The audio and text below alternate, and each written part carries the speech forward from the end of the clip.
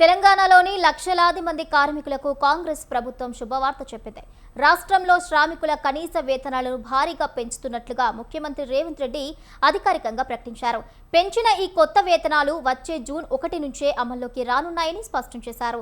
వేతనాల సవరణ కోసం రాష్ట్రాన్ని ప్రభుత్వం 3 జోన్లుగా విభజించింది.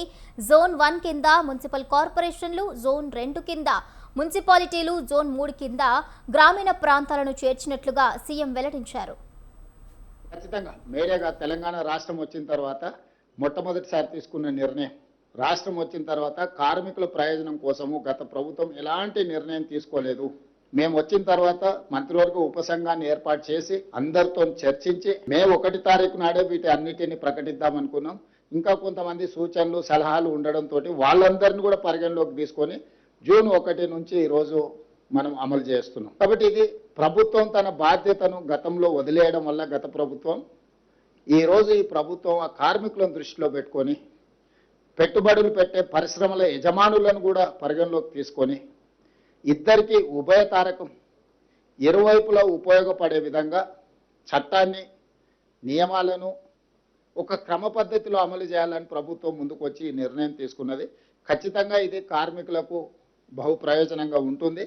కార్మికులకు అందుకే నేను ఈరోజు శుభాకాంక్షలు. గత 10 ఏళ్ల కేసీఆర్ హయాంలో కార్మికుల కనీస వేతనాలను నిర్ణయించడంలో ఘోరమైన నిర్లక్ష్యం వహించారని మండిపడ్డారు. ఫలితంగా రాష్ట్రంలో దాదాపు 1.11 కోట్ల మంది కార్మికులు 10 ఏళ్ల పాటు తీవ్రంగా నష్టపోయారని ఆవేదన వ్యక్తం చేశారు.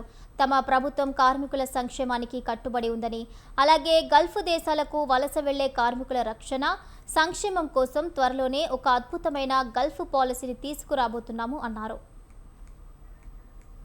12,750 రూపాయలు ఉంటే ఈ రోజు మనం 16,000 రూపాయలకు జోన్ 1లో పెంచడం జరిగింది. అదేవిధంగా సెమీ స్కిల్డ్లో 13,592 రూపాయలు ఉంటే దాన్ని ఇప్పుడు 17,000 రూపాయలకు పెంచడం జరిగింది. స్కిల్డ్లో గతంలో 13,772 రూపాయలు ఉంటే ఈరోజు 18,500లకు పెంచడం జరిగింది. హై స్కిల్డ్లో 14,607 రూపాయలు ఉంటే 20,000 రూపాయలకు పెంచడం జరిగింది. అంటే ఈ వేతనాలన్నిటిని కూడా అన్ని రకాల అంచనాలను వేసుకొని ద్రవ్యోల్బణాన్ని దృష్టి పెట్టుకొని నిత్యావసర వస్తువుల పెరుగుదల, ఇంటి రెంట్లతో సహా అన్ని రకాల సమస్యల్ని కార్మికుల యొక్క శ్రేయస్సు కోరి రాష్ట్ర ప్రభుత్వము ఈ రోజు ఈ నిర్ణయం తీసుకున్నది. ఈ నిర్ణయం ద్వారా 1,11,00,000 మంది కార్మికులకు ప్రయోజనం చేకూరుతుంది. ఇది కార్మికులకు ఒక మంచి శుభవార్త. అందుకే ఈరోజు ముఖ్యమంత్రి హోదాలో తెలంగాణ రాష్ట్రంలో ఉండే 1,11,00,000 మంది కార్మికులకు మేలు జరిగే ప్రభుత్వ నిర్ణయం నేనే స్వయంగా సహచర మంత్రితో చర్చించి ఈరోజు కార్మికులకు నేను వివరిస్తున్నాను. కార్మికులకు ఈ సందర్భంగా నేను శుభాకాంక్షలు తెలియజేస్తున్నా. ప్రభుత్వం తీసుకున్న ఈ నిర్ణయం జూన్ 1, 2026 నుండి అమలు జరుగుతుంది.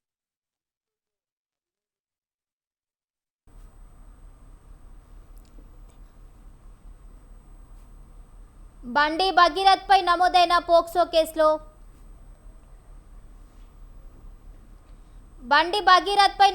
పోక్సో కేసులో ప్రభుత్వ చర్యలపై కేటీఆర్ చేస్తున్న విమర్శలపై ముఖ్యమంత్రి రేవంత్ రెడ్డి సీరియస్ అయ్యారు. కేటీఆర్ ఆరోపణలే నిజమైతే ప్రతిపక్ష నేత కేటీఆర్ ఎందుకు ఓ స్టేట్మెంట్ ఇవ్వలేదంటూ ప్రశ్నించారు. ఆర్ఎస్ ప్రవీణ్ కుమార్ ఐఓగా ఈయన విచారణ చేసిండు, ఆయన శిక్ష విధించేసిండు. అసలు ఏం సిగ్గు కూడా పడారంటే అసలు ఇంత సిగ్గు తప్పిపోయింది వీళ్ళనంటే నాకు అర్థమే అవుతలేదు. ఇప్పుడు ప్రభుత్వానికి పోలీసులకు చట్టాలు ఉన్నాయి. పోక్సో కేసుల ఫిర్యాదు రాగానే ఎఫ్ఐఆర్ చేయాలా? 0 మీద ఎఫ్ఐఆర్ చేసినాం. ఎఫ్ఐఆర్ చేసిన తర్వాత పేరెంట్స్ స్టేట్మెంట్ చేసినాం. 24 అవర్స్లో అమ్మాయి స్టేట్మెంట్ రికార్డ్ చేయాలి. ఆ ప్రకారం చేసుకుంటే అమ్మాయి దగ్గర కోర్టు దగ్గరికి తీసుకెళ్ళి 164 స్టేట్మెంట్ చేయాలి. ఇది సెన్సిటివ్ కేసు. పోక్సో కేసులో ఎవరి వివరాలు చెప్పడానికి లేదు. వాళ్ళలాగా రోడ్డు మీద వాడు మాట్లాడితే ఆ కుటుంబాల వేదన, ఆ అమ్మాయి కుటుంబానికి ఎంత ఆవేదన ఉంటుంది. వీళ్ళు అడ్డగోలుగా ఇచ్చేసి ఆ అమ్మాయి ఫోటోలు పెట్టి, ఆ అమ్మాయి తల్లిదండ్రుల ఫోటోలు పెట్టి, అసలు కేటీఆర్ అనేటోడు అసలు మనిషి ఎవడన్నా మనిషి ఇట్లా వ్యవహరిస్తాడని? రాజకీయాలు కావాలంటే ఎన్నికల్లో కొట్లాడు, ఎన్నికల్లో ఓడించు. రాజకీయాలు లాగా చూడాలి, సమస్యలాగా చూడాలి. ఒక మైనర్ గర్ల్కి సంబంధించి